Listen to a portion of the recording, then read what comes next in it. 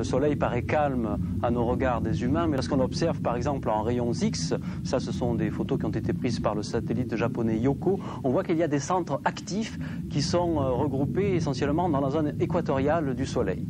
Alors le Soleil émet en fait un flot de particules et baigne l'ensemble du système solaire de ce qu'on appelle le vent solaire. Alors ici on a un superbe zoom arrière qui montre qu'en fait l'influence du Soleil, essentiellement en fait du champ magnétique et du vent solaire, s'étend jusqu'aux planètes les plus lointaines et produit une sorte d'immense bulle que l'on appelle l'héliosphère qui va protéger le système solaire.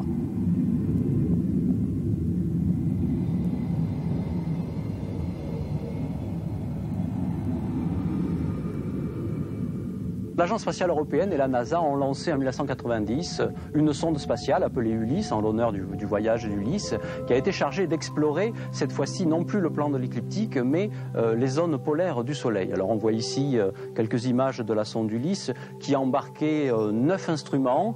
Il y a évidemment des instruments qui sont des magnétomètres, c'est-à-dire destinés à mesurer l'intensité du champ magnétique, et d'autres instruments, et notamment une antenne qui lui permet de communiquer avec la Terre.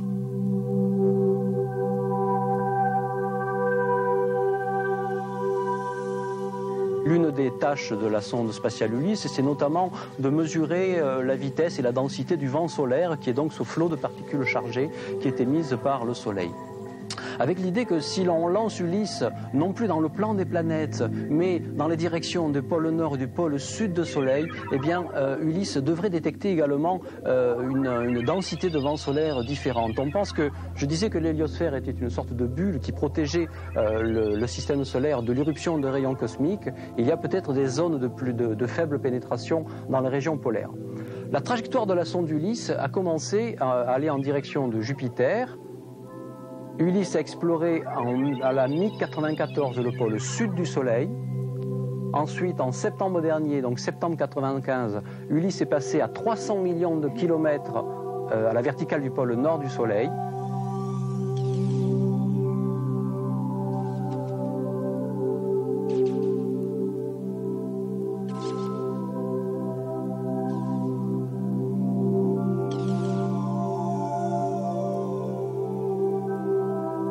Avec cette sonde spatiale Ulysse, on essaie d'avoir des informations sur le champ magnétique général du Soleil, champ magnétique global et non pas le champ magnétique détaillé.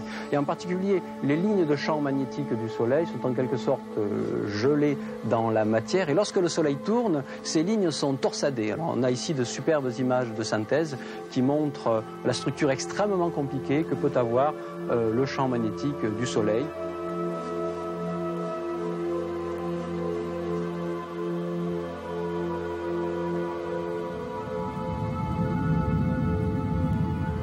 Mais il existe